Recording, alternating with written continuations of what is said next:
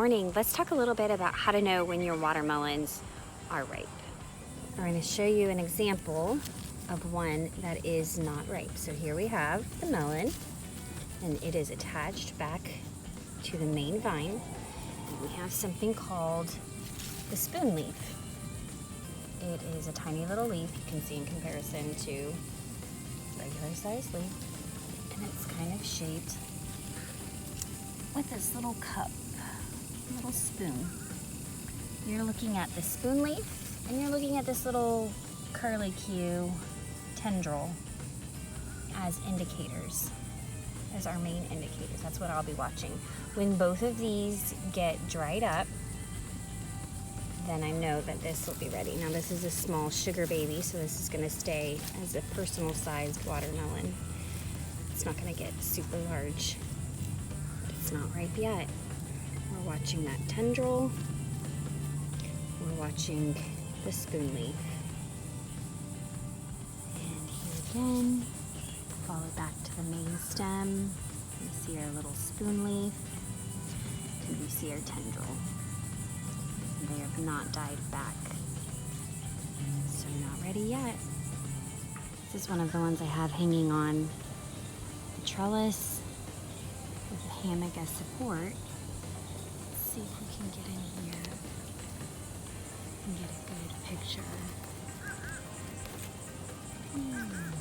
All right, so this would be the tendril, the main tendril, that's right across from, this is the stem to the watermelon, back to the vine. This is the main tendril. See how much more brown it is? And it hasn't gotten all the way back. There's still a little bit of green here. There's the spoon leaf right here. It's gotten quite brown. So this one would be an indication that this is almost ready. Yummy. Another one in the hammock. Now the spoon leaf on this one, tracing it back. The spoon leaf has actually already been knocked off. I don't see it around here anywhere. And this one's a little hard because I don't know if we're looking at this. I don't really think this is the tendril because it doesn't have any curlicues. It almost looks like there would be another branch coming off. So I think we're looking at this with this curling tendril. And again, we have maybe just a little bit more ripening to happen, but not much. It's died back, especially in comparison to those other ones that were really still ripening. So this baby's getting close.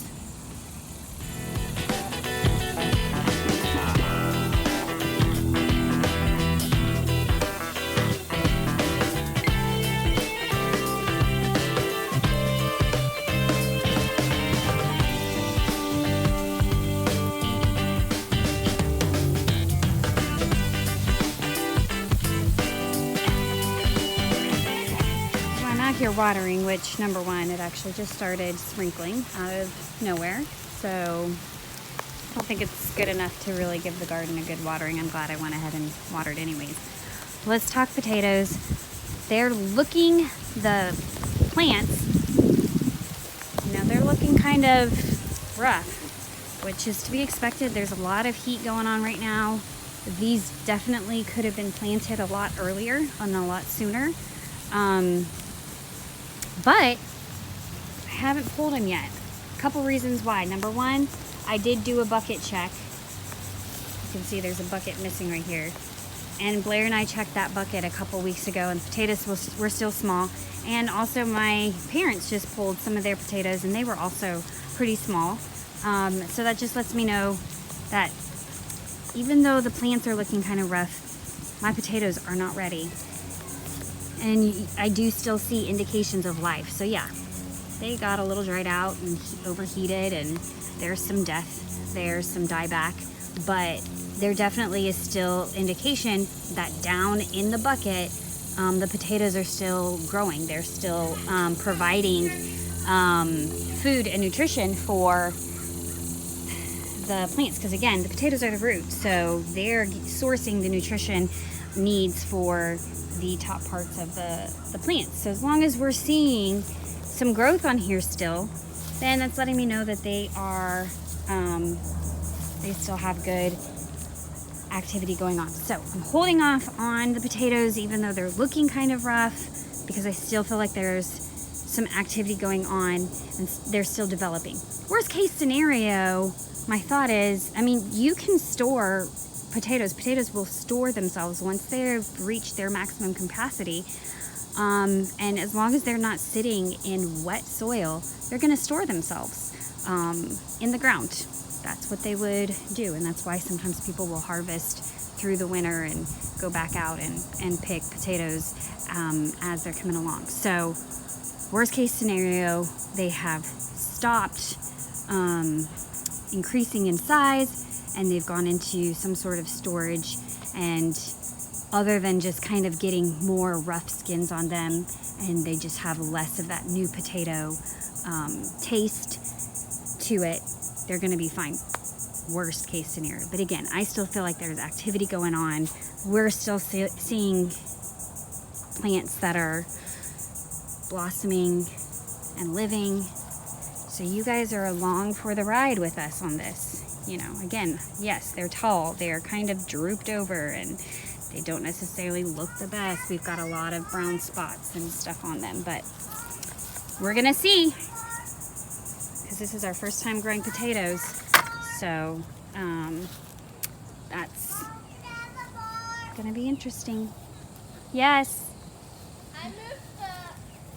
All right, join along with us and see what happens. What do you guys say? What are your thoughts?